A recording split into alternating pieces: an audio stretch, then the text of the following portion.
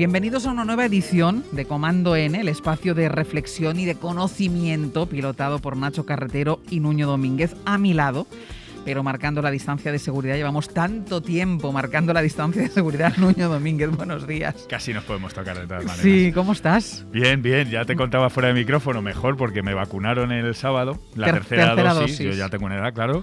Y todo el día bien hasta por la noche que empecé a tener fiebre un poquito y un cansancio brutal. Todo el domingo planchado en el sofá. ¿No te había hecho efecto las dos dosis anteriores? Las dos anteriores de Pfizer, nada, como un león. Y esta me ha dejado... Y pero bueno, te dejó hecho polvo. He leído que esto es mi sistema inmune trabajando. También tengo una axila hinchada y eso quiere decir que mis ganglios están fabricando anticuerpos y de defensas, todo. con lo cual, nada, contento. Bueno, bienvenido sea el malestar si es para bien. ¿De qué Eso. vamos a hablar después en la subsección de la sección? Pues vamos a hablar de si comer carne nos hizo humanos, es decir, si fue esencial para ser lo que somos.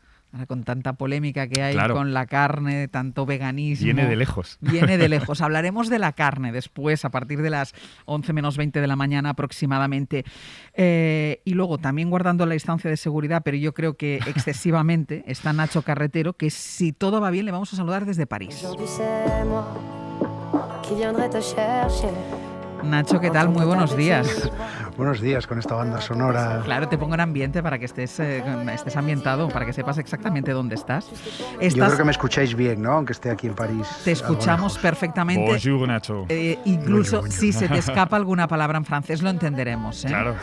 Que a la gente le pasa. Sería bastante milagroso, pero de acuerdo. ¿Estás ahí porque vas a presentar Fariña? ¿Por qué estás en París? Sí, porque han traducido Fariña al francés, entonces la editorial francesa ha tenido a bien invitarme aquí a hacer una promo y aquí estaré unos días pues concediendo entrevistas a medios franceses. Bueno, una experiencia muy, muy interesante, nunca está de más pasar unos días en París. Tú responderás en castellano, ¿no? Bueno, yo ya les advertí que en francés no. Entonces, entre el inglés y el español, algunas en inglés, otras en español, nos vamos apañando. Pero desgraciadamente en francés soy incapaz. Me da un poco de vergüenza admitirlo, pero es que no hablo francés. Cuando esto pase ya nos contarás cómo es la promoción de los libros en Francia. Y aprovechando que Nacho Carretero ha ido a hacer las Francias, se nos ha ocurrido esta mañana revisar la imagen que tenemos de nosotros mismos como país, de cómo nos vemos si nos comparamos con vecinos de nuestro entorno, con los ingleses, con los franceses, con los alemanes. ¿Tendemos a hacernos de menos? ¿Seguimos siendo presos de esa aparente falta de autoestima? ¿Qué nos acompleja? ¿Por qué lo que valoramos viene de fuera y habla otras lenguas? ¿O esta es una imagen que pertenece al pasado más que a la actualidad? 900, 100, 800. Me gustaría que llamaran y que contaran. ¿Piensan ustedes que tenemos complejos, que a veces creemos que somos menos que los habitantes de otros países, que realmente son menos que nosotros? ¿O al contrario, de qué presumen cuando van fuera? 900, 100, 800. Yo no sé si tú tienes esta sensación, Nuño, de que muchas veces nos hacemos de menos. Yo tengo esta sensación, creo que tradicionalmente pasa, pero creo que está cambiando. Creo que los españoles cada vez nos sentimos, no sé si orgullosos es la palabra, porque es absurdo sentirse orgulloso de haber nacido donde ha nacido, porque es una lotería, pero sí agradecido. Yo es lo que muchas veces cuando viajo al extranjero siento, que me siento muy agradecido y muy afortunado de vivir en un país como en el que vivimos. ¿Y tú, Nacho? Sí, yo creo que no es una cosa exclusiva de España. Yo también por experiencia y por mi trabajo y tener que haber viajado mucho, pues me doy cuenta que la gente en cada país tiende a autoflagelarse, que no es algo exclusivo de España, que todo el mundo en los países se ve peor de lo que realmente está o de lo que realmente o de cómo le ven desde fuera. Yo creo que es un ejercicio bastante típico de todos los países. Es verdad que en España ocurre mucho, que siempre decimos que todo es un desastre, que todo funciona mal, y la paradoja es que fuera generalmente nos ven bastante bien. Yo creo que hay mucha brecha entre cómo nos consideramos a nosotros mismos y cómo nos ven fuera. Claro, yo más que flagelarnos y darnos de menos, Nacho, a veces pienso que idealizamos demasiado lo que pasa en otros países, a lo mejor por desconocimiento, ¿no? Tú dices, no, es que esto en los países nórdicos no pasa, y luego te hablas con alguien de los países nórdicos y dices, ¿cómo que no pasa? Eso es muy pasa cuñado, exactamente lo mismo. Eso es muy cuñado, es una típica frase de conversación, de comida familiar, de no, es que esto en Europa, que además hay una cosa muy graciosa en España, y es que hablamos de Europa siempre como si nosotros no fuéramos Europa, que es lo de, no, es que en Europa, y siempre pasa de, no, es que esto no ocurre. Bueno, pues sí ocurre y todos los países tienen sus desastres. Pero bueno, yo creo que hay que admitir que en España es muy marcado y yo creo que es porque pienso, que también hemos estado muchos años en la sombra, España ha estado muchos años aislada, nos hemos quedado muy atrás y la brecha llegó a ser muy grande. Yo creo que hay una cierta herencia de eso cuando la brecha ahora no es tan grande. Y luego creo que también en España tenemos cierto problema identitario. Claro. Bueno, esto ya no es que lo crea yo, es que el debate sobre lo que es España y sobre si España es una o varias naciones, o etcétera, etcétera, es un debate está abierto. Entonces, si no tenemos muy claro ni siquiera entre todos nos ponemos de acuerdo en lo que somos, pues imagínate como para sacar pecho de nuestra imagen. ¿Contribuye esta división interna que tenemos muchas veces, Nuño, a vernos también de una manera diferente? Sí, tal vez, y a criticar todo lo positivo que pueda haber, es decir, a siempre sacarle un poco siempre hay un pero. Eso es, el lado oscuro del descubrimiento o la conquista de América, el lado oscuro de todo tiene un lado oscuro, ¿no? Y sí, yo creo que, como dice Nacho, nos faltan mitos fundacionales de consenso, es decir, no sé, es cierto que, por ejemplo, el país en el que está Nacho ahora mismo tiene una cosa que a mí me interesó mucho conocerla, que es lo de los húsares negros. Los húsares negros son los profesores de escuela. En Francia son como tenidos como héroes y son los que respetados, venerados, los que enseñan el idioma, los que enseñan la educación, ¿no? Sí. Y aunque sea un mito y habrá muchos profesores que se quejen de su profesión y tal, pues no está mal tener esos mitos fundacionales, ¿no? Sí.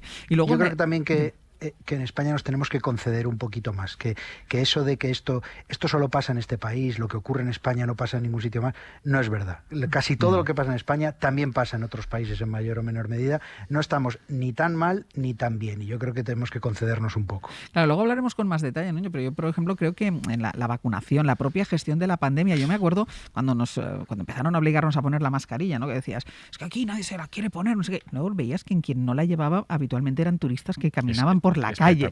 Yo hoy venía andando por la Gran Vía, los únicos que no la llevan son la gente que lleva una maleta, que igual es por despiste, pero es que sí. es Sí. Vamos, que es al algo final, para sentirse orgulloso claro, de lo bien que lo hemos hecho. Claro, que yo creo que al final los ciudadanos españoles, con esta pinta que tenemos de que solo nos interesa la juerga y el cachondeo, yo creo que hemos demostrado, el ciudadano ha demostrado una disciplina y una obediencia, claro, en el tema de la pandemia. No quiero ser cuñado, pero recordemos las tropas de franceses que venían por ejemplo. España. Bueno, pero eso de la disciplina y la docilidad también habría que abrir ese melón de cómo en España obedecemos las normas ciegamente. Somos hijos del autoritarismo y muchas veces ya estás criticando. Ya está. Para una cosa que hacemos bien, Nacho, para una cosa que hacemos bien. Venga, vamos a hacer... El debate está abierto. Vamos a hacer una pausa. El debate está abierto y lo vamos a continuar después de esta pausa. Y por eso queremos que ustedes nos llamen en 900 100 800. ¿Cómo nos vemos? ¿Cómo creemos que nos ven desde fuera? ¿Qué nos acompleja? ¿Qué motivos, por qué nos hacemos de menos en determinadas ocasiones o por qué idealizamos muchas cosas del exterior que después cuando conocemos en primera persona decimos, bueno, pues no había para tanto? 900 100 800.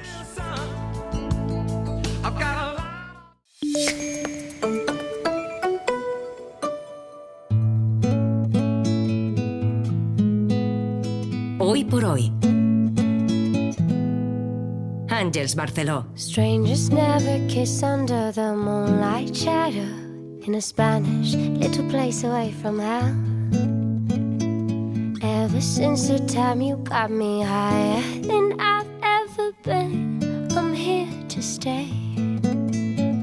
But you can stop your words from being any louder, and I can only say you take me higher. With every single moon we're getting tighter. I dream all the moments now. 10 y 20 minutos de la mañana, 9 y 20 en Canarias. Seguimos con el Comando N, con Nuño Domínguez a mi lado y con Nacho Carretero esta mañana desde París.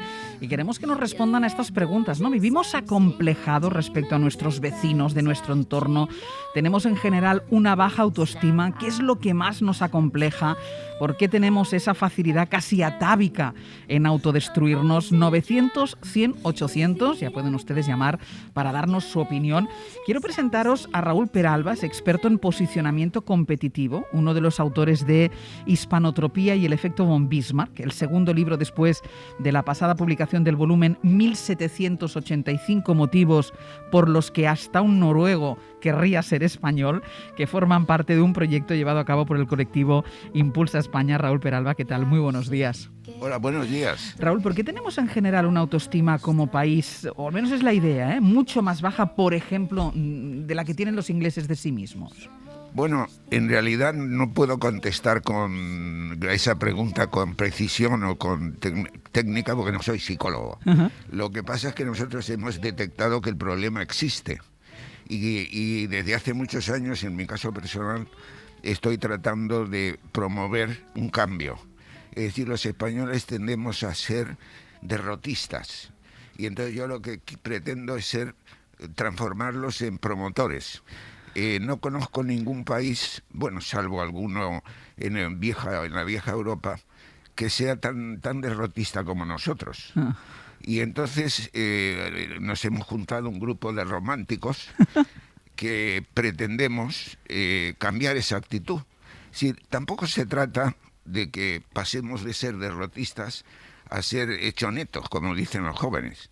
Lo que pasa es que seamos razonables, seamos sensatos y nos tenemos que dar cuenta que un país es, por decirlo de alguna manera, en el aspecto afectivo como una familia, porque en la pirámide de Maslow se certifica como la tercera necesidad vital, la de la pertenencia a un grupo, y entonces al pertenecer a un grupo tienes que aceptarlo con sus defectos y sus virtudes. Claro, lo que pasa con tus hijos, que nadie te diga que son malos. Tú puedes decirlo, pero que nadie te lo diga. Pero eso de que los trapos sucios se lavan en casa, ese tipo de cosas. Entonces aquí tenemos, en fin, no voy a señalar a nadie, pero gente que a nivel y en sitios indebidos habla mal de su país y a veces no se da cuenta que se tira piedras a su tejado, ¿me explico? Claro. España es un país extraordinario.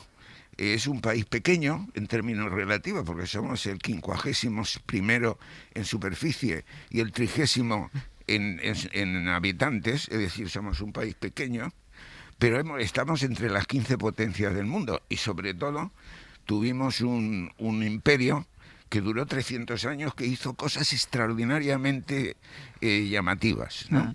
Yo agradezco esta oportunidad. Bueno, en realidad hace unos días una periodista, Cilia Moya, que curiosamente es la corresponsal en Londres, se enteró de este libro por la oficina de turismo de Londres que se lo regaló, el de Hispanotropía. Y me llama la atención positiva de el revuelo que ha causado. Es decir, a mí nunca me ha pasado. Estoy en Twitter, pero es claro, soy un profesional. ¿Cuánto o qué tiene que ver? Lo decíamos antes de que entraras tú. ¿Cuánto tiene que ver o puede tener que ver el hecho de que nosotros mismos como país estamos divididos? Hombre, tiene mucho que ver, porque hay otro refrán que dice: la unión hace la fuerza. Es decir, si nosotros lo comparamos a un equipo de fútbol, es como si, yo qué sé, pues es el central se olvidará que están los delanteros. Claro. Es decir, tenemos que trabajar en equipo. Nadie dice que se pierda. Fíjate, seguramente no lo adivinarás, pero que entiendo que tú y yo nos podemos tutear. Sí, yo te estaba tuteando ya. Vale.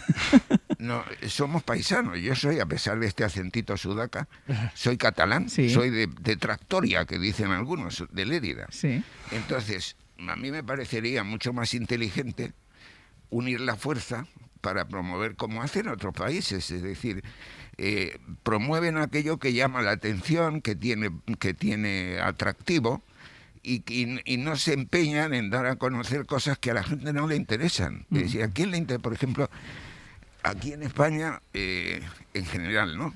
Si me ha pasado en Andalucía, me ha pasado en Cataluña. Oiga, ¿cómo promuevo la marca Cataluña? ¿Cómo promuevo la marca Andalus? De ninguna manera, porque no interesa. Es decir, ¿me puede usted decir cuál es la segunda y ciudad importante de Italia? Y te dicen enseguida Milán. Y entonces le dice, ¿y en qué región está? Ni idea. Claro. Lombardía. Claro, pero es que yo creo que hay un problema endémico de la dificultad y uno se da cuenta cuando viaja, sobre todo por Italia, ¿no? Que están orgullosos de sus productos, venden sus productos aunque sean infinitamente peores, algunos de ellos, de los que son aquí en España. Aquí ha habido un problema no solo de sabernos vender, sino de saber vender lo nuestro. Exactamente. Soy una persona que ha escrito un artículo que dice: ¿a quién vota usted? ¿A la ideología o al candidato? ¿vale? Y mi conclusión es que más al candidato que la ideología. Entonces, en el caso del país hago también una analogía y digo, mire, si lo analizamos, que no olvides que yo soy un profesional de la consultoría empresarial, entonces tengo una tendencia, un sesgo a analizar las cosas desde una manera práctica, ¿no? Y práctica y empresarial. Y entonces yo digo, mire usted, un país al fin y al cabo es como una corporación industrial en la que todos somos socios y empleados. Es como una cooperativa, como el Grupo Cooperativo Mondragón.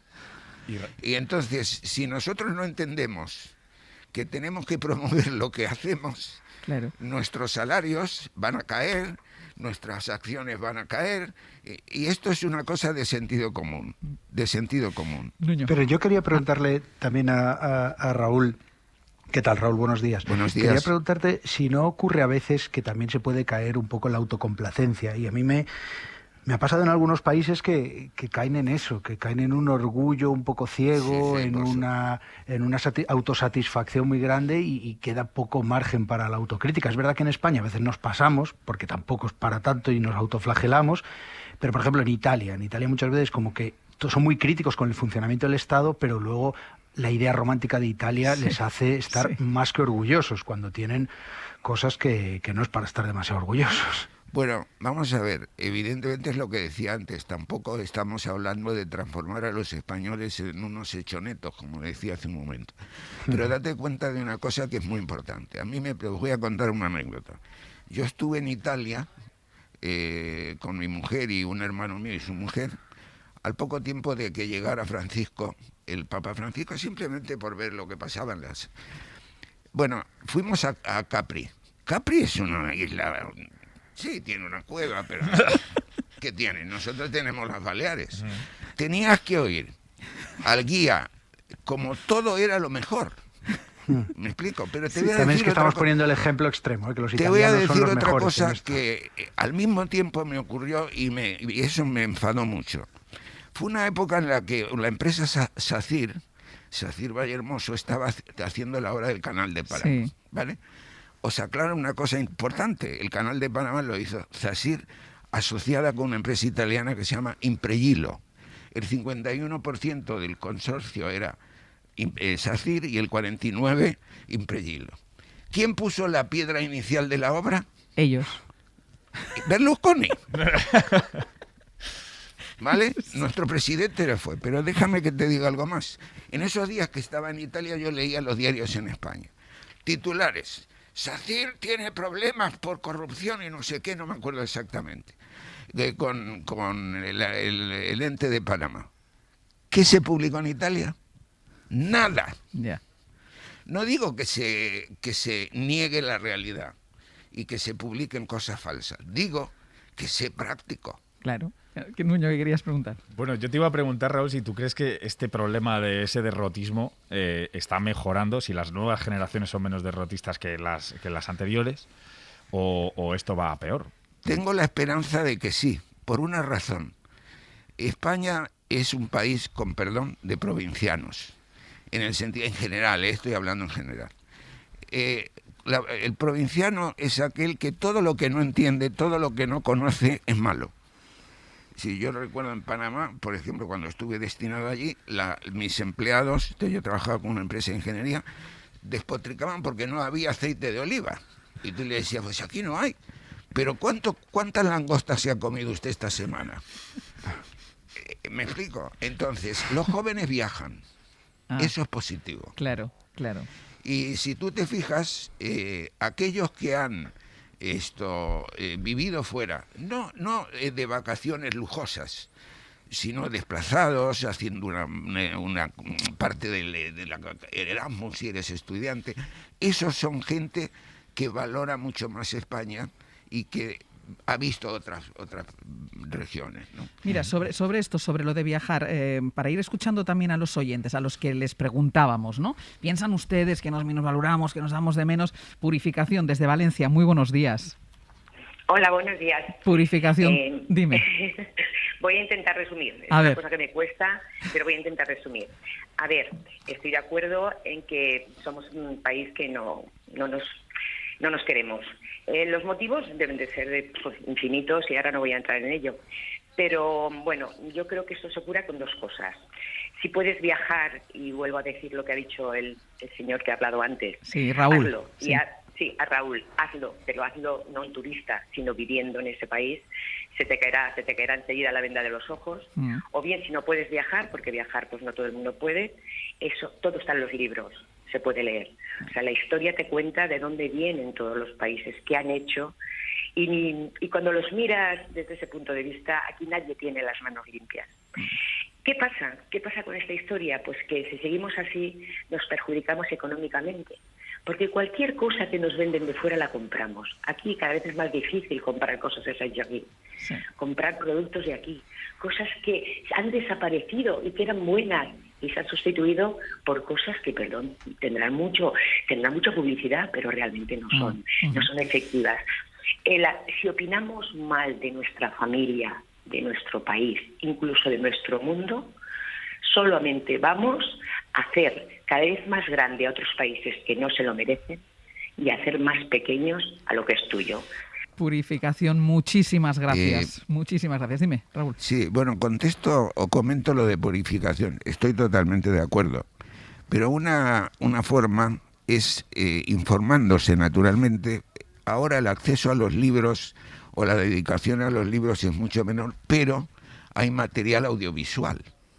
Acaba de salir una película que se llama España, la primera globalización, un documental extraordinario de un director especializado en documentales que se llama José Luis López Linares. En esa cuenta todo lo que hizo España en el siglo de oro. Es que nosotros hemos sido un país extraordinario, no un poquito bueno, extraordinario. ¿Qué pasó después? Yo no soy historiador y no quiero entrar a valorar, pero algo pasó. Perdimos las colonias, que para nosotros es importante.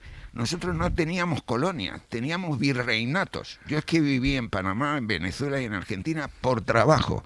Por eso a mí cuando hay políticos que me dicen que han ido a Venezuela y que se vive muy bien ahora, ¿no? Digo, ¿usted ha estado en Petare?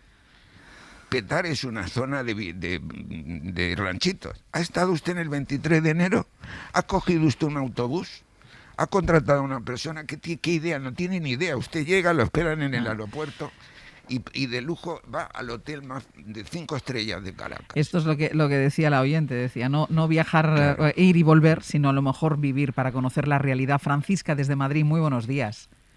Hola, buenos días. Hola, Francisca. ¿Tú también piensas que nos hacemos de menos? A ver, yo efectivamente nos hacemos de menos. Yo opino lo mismo que el anterior oyente que ha hablado. Sí. Pero yo efectivamente he vivido en el país. Es decir, yo voy a Francia con asiduidad, mi pareja vive allí. Sí. Y no voy a París a ver la Torre Eiffel. Voy a una ciudad grande, con muchísimos habitantes, y veo la vida de todos los días. Y creemos que nosotros estamos anticuados y ellos adelantados. Eso nada. Eso nada. Es muy triste. Es muy triste porque yo digo, pero si yo vivo, bueno, o sea, se han quedado en los 80. O sea, yo alucino que todavía utilicen el fax. Aquí cuando se utiliza un fax, ya no utilizamos fax.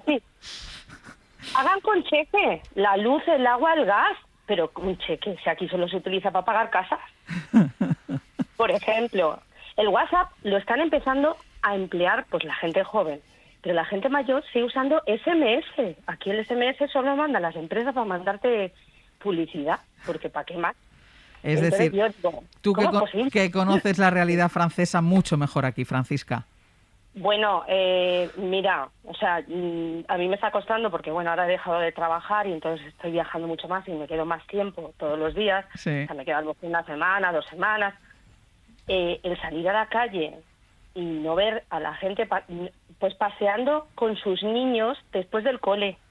No salen a nada. O sea, es tan triste la vida que Francisca, muchísimas gracias, que si no me dará tiempo de escuchar a Roberto desde Madrid. Roberto, buenos días. Hola, ¿qué tal? Buenos días. Cuéntanos, Roberto.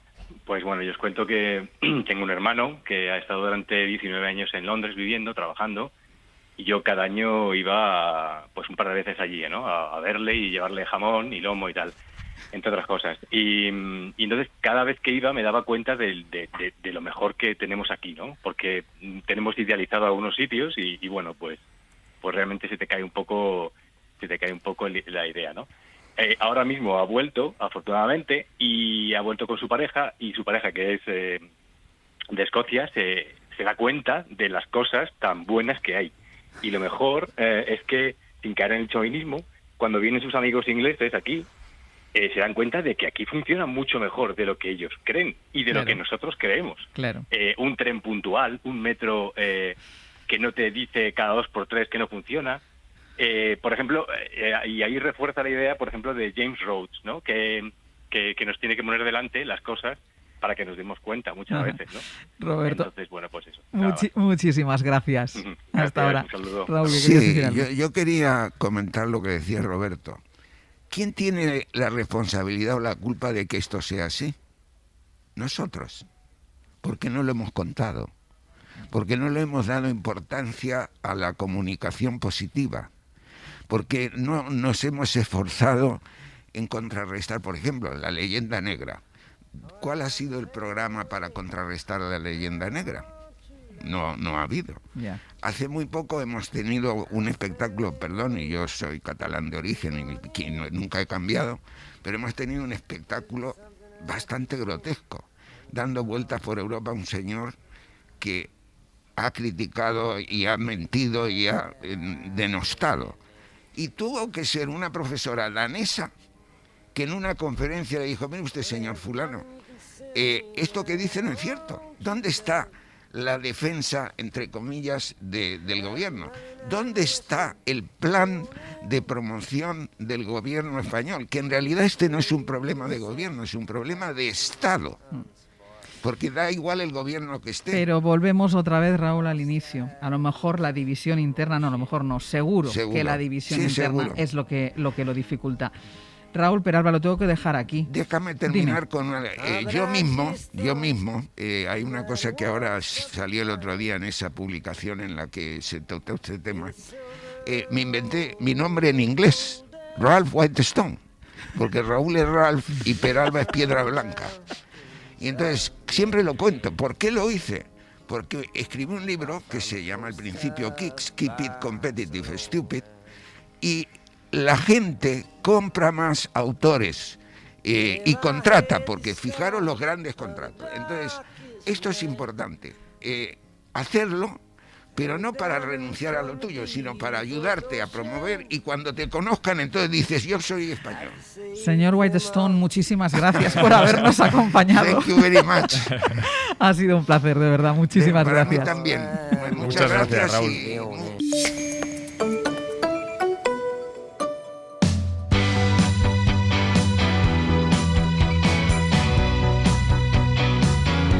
Hoy por hoy.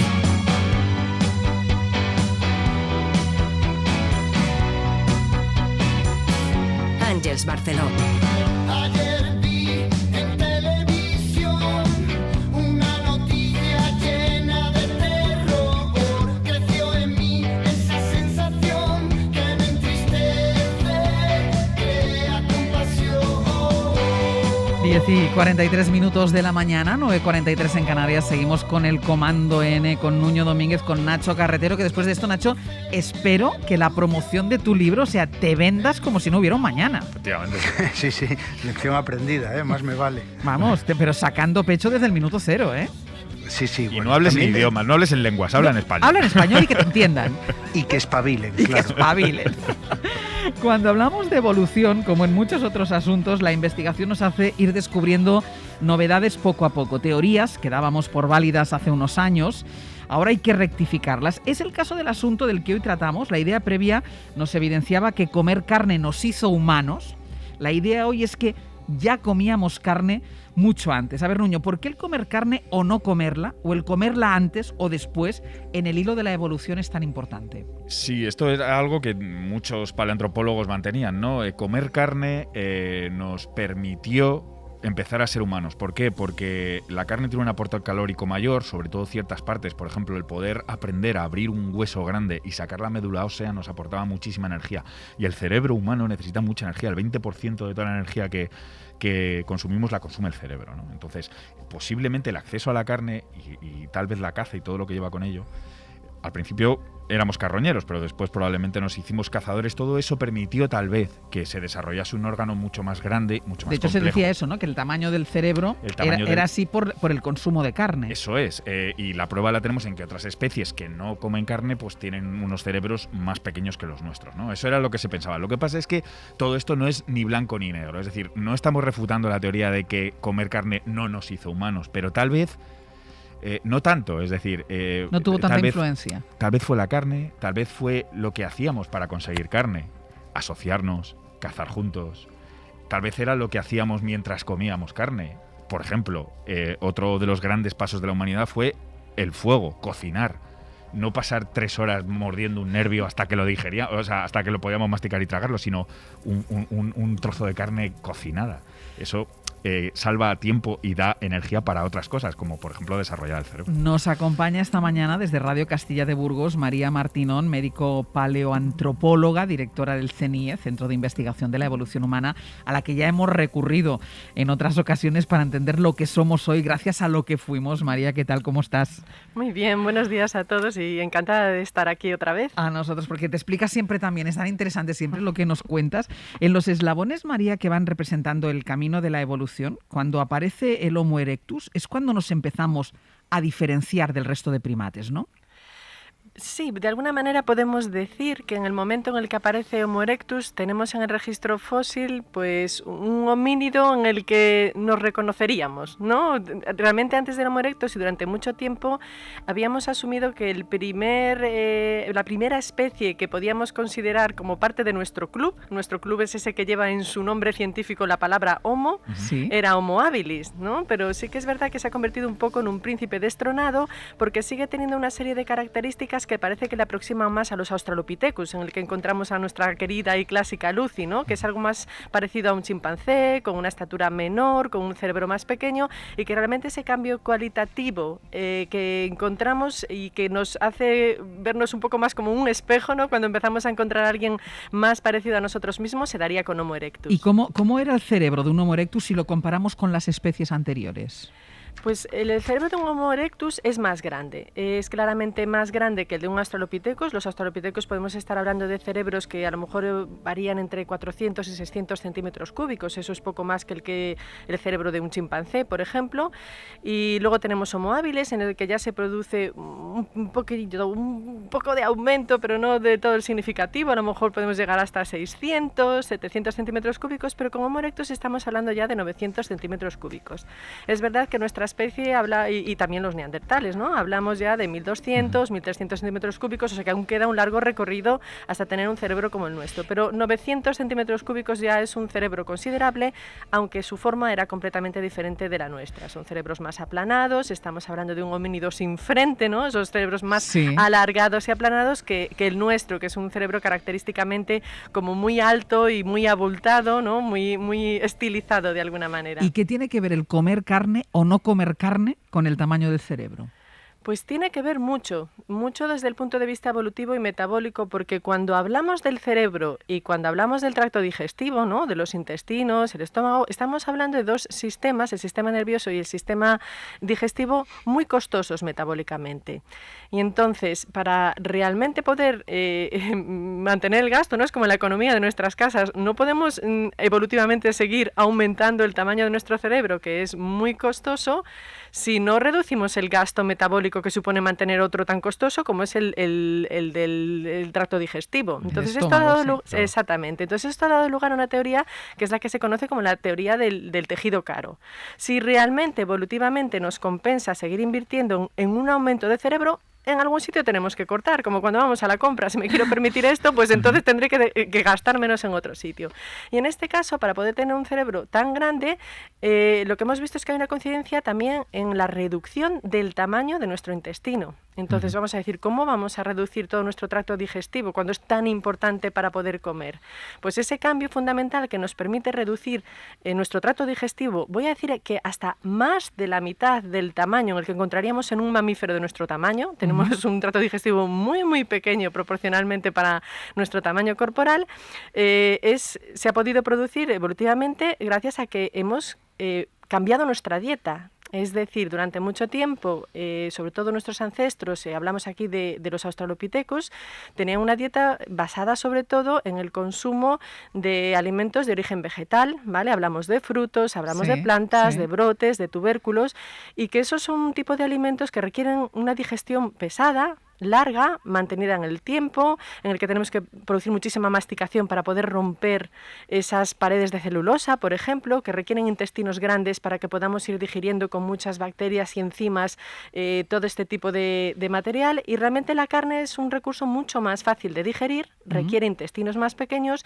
y podemos decir que es de alta calidad en el sentido de que en menos cantidad de alimento estamos teniendo un aporte energético mucho mayor. Bueno. Entonces, esa es la relación un poco, ¿no?, que hay entre tripas y cerebro. Y María, estamos hablando de esto porque ha salido un estudio que de alguna forma reevalúa, ¿no?, lo que decíamos, es decir, si realmente comer carne nos hizo humanos, y se centran precisamente en el Homo erectus, pero claro, se centran en el Homo erectus, no en las especies humanas que hay después, por tipo neandertales o sapiens, ¿no? Entonces, cuéntanos un poco sobre este estudio. Exactamente, yo realmente tengo mis reservas con esa interpretación a partir de este estudio, que es un estudio muy completo y muy interesante, de decir que la carne o comer carne no nos hizo humanos. Yo creo que el consumo de carne, la posibilidad de realmente ampliar nuestra dieta y diversificar el tipo de alimentos que podemos consumir y de los que podemos extraer energía, sigue siendo una de las características claves de las adquisiciones más importantes a lo largo de la evolución de nuestro linaje, porque realmente ha tenido un impacto importantísimo fisiológico, biológico, conductual. ¿Qué pasa? En este estudio, como tú comentas, pues nos estamos restringiendo a un periodo muy particular, que es ya con una especie, Homo erectus, y durante un periodo pues de 1 millón de años y en África. Quizá para poder valorar la importancia del consumo de carne tenemos que ir al periodo anterior. Es justo en el momento en el que ese consumo de carne empieza a posibilitar una serie de cambios. Y quizá el matiz no sea tanto decir, como plantea en este estudio, que durante ese 1 millón de años de Homo erectus no hemos visto un aumento en ese consumo de carne, pero es que quizá no es tanto la cantidad de carne, no es que tengamos que aumentar el número de carne, sino el cambio cualitativo que supone poder consumir una nueva fuente de energía que es de altísima calidad, que es móvil, voy a decir, es flexible, ¿no? Una comida con patas, pues nos movemos detrás de la comida, claro, y eso conlleva también muchas otras cosas. Exactamente. ¿Y qué evidencia hay? ¿Cómo se sabe que comían carne? Mira, hay diferentes métodos. Hay, pues te voy a decir, técnicas más sofisticadas, como por ejemplo estudiar los isótopos, ¿no?, que tienen los diferentes animales y que se quedan atrapados en el esmalte de los dientes y nos pueden servir para saber más o menos qué tipo de alimento, así grosso modo, estaban consumiendo. Pero quizá el sistema más sencillo, más universal, y que es básicamente en el que se basa este estudio del que estamos hablando, es cuando encontramos en el registro fósil, sobre todo en los huesos de la fauna, pues marcas de que esos huesos, esos animales han sido consumidos. ¿Cómo lo sabemos? Pues cuando encontramos marcas de corte, es decir, esas incisuras que tenemos, por ejemplo, con las herramientas. ¿Quién empuña un cuchillo? Pues un humano cortando, tratando de descarnar, de partir, o por ejemplo las marcas de impacto, como comentabais antes, para romper los huesos para poder acceder a la médula, ¿no?, el tuétano, que es tan nutritivo, o marcas de raspado, pues para remover el periósteo, que es una membrana que envuelve los huesos, que también es muy nutritiva. Entonces, a través de esos vestigios, la manera en que los huesos están rotos, esto es toda una parte de la ciencia preciosa, una disciplina que se llama la tafonomía, ¿no?, podemos reconstruir qué es lo que ha sucedido, y sabemos que desde hace ya, pues a lo mejor 3 millones de años, empezamos a ver, quizá de manera ocasional, pero ya encontramos esas marcas de corte, esas evidencias indirectas de que los homínidos comenzaban a incluir la carne en su dieta. Y es muy interesante lo que dices, María, porque esas herramientas, esos cuchillos de piedra básicos, son nuestros primeros iPhones, nuestra primera tecnología. Es decir, ya no solo había esa pulsión por comer carne, sino una innovación para conseguir comer esa carne, ¿no? Exactamente, esa tecnología nos permite establecer un tipo de relación completamente diferente con el mundo, y es muy importante, aquí lo estamos viendo, ¿no? Hoy en día cuando hablamos de la tecnología no solo es la capacidad de hacer herramientas y de usarlas, sino el grado en el que empezamos a depender de ellas, ¿no? Y como dices tú, pues hoy en día mal vivimos sin nuestra tecnología, sin nuestros móviles, sin la luz, entonces es ese grado de dependencia que va cambiando. Entonces quizá con los primeros homínidos, quizá con Australopithecus, esa dependencia de la carne no es tan clara, no es tan crucial, pero ya es un cambio cualitativo muy importante. Y quizá más adelante, cuando ya pasamos incluso del carroñeo a la caza, bueno, pues ahí sí que podemos empezar a ver que la carne tiene un papel más preponderante en nuestra dieta, pero debemos ver un poco más ese cambio cualitativo más que la cantidad. Me quedan 2 minutos, Nacho, pero no me resisto a tu pregunta. No. Estaba atendiendo. Estaba pensando si le ibas a preguntar si se comían el filete poco hecho. Claro, es que estaba intentando encajar una pregunta, pero no encontraba la manera. Estoy un poco asombrado. Simplemente estoy reflexionando sobre cómo se lo estarán tomando los vegetarianos y qué opinas tú sobre el vegetarianismo, que es una actitud, una medida y algo muy racional. ¿Cómo puede influir a la evolución de la especie? Claro. Nada, son cosas completamente diferentes y es curioso porque somos lo más parecido que se puede llamar un comedor universal, ¿no? Somos una especie que podría prácticamente comer de todo, o que realmente casi podemos decir que podemos comer de todo, porque estamos hablando de nuestro sistema digestivo, pero también ha aparecido la cocina, que es fundamental para digerir determinados alimentos, y sin embargo somos la única especie que, pudiendo comer de todo, escoge no comer algunas cosas, pues por cuestiones, ¿no sabes?, pues éticas, sí, ecológicas, creencias, y bueno, yo creo que eso es una cuestión ya personal, que lo importante, pues podríamos decir que es tener una dieta equilibrada, que cubra todas las necesidades nutritivas del cuerpo, que los demás son opciones personales. Y eso es un tema diferente del de aceptar que en la evolución de nuestro linaje, ¿no?, pues que la posibilidad de consumir carne y este tipo de alimentos ha sido crucial. Otra cosa es que a día de hoy pues podamos plantearnos suplir de otras maneras esas necesidades energéticas, y eso ya pues es una cuestión personal, diría. María Martinón, como siempre, compartir un ratito de radio contigo es un gusto. Un placer, sí. Porque aprendemos muchísimo. Bueno, muchísimas gracias. Muchísimas gracias. Gracias, María. Un beso. Buen día. Gracias, Nacho Carretero, ahora tú te vas a presentar Fariña, tú sacas pecho, luego te entras en un bistró y te tomas un buen filete. Sí, que por cierto, yo no me quería despedir sin decir la maravilla que es París a nivel movilidad. Había estado hace unos años, pero es que ahora París es un mar de bicicletas, de patinetes, de gente moviéndose por carril bici que ocupa toda la ciudad. Y la verdad es que da un poco de pena compararlo con Madrid y cómo está el tráfico y la movilidad en Madrid. El déficit que tiene Madrid con la de verdad movilidad, que es una pena, ¿eh? La alternativa de la bicicleta, lo poco que se cuida, de verdad. En París ha sido tomado por las bicis y la verdad es que es una maravilla porque llegas en carril bici a cualquier punto de la ciudad de una manera segura y rápida, y es una pena que Madrid no esté siguiendo ese camino, la verdad. Nacho Carretero, muchísimas gracias, muchísima suerte. Un abrazo. Que vaya chao, muy chao. bien, Nacho. Un abrazo. Yo creo que la semana que viene a Nacho no le vemos porque de París se va a otro sitio Sí. y estará un poco más lejos, pero contigo sí. Repetimos. Yo estaré aquí Venga, al pues pie del cañón. hasta la semana que viene. Un beso. Hasta la semana que viene.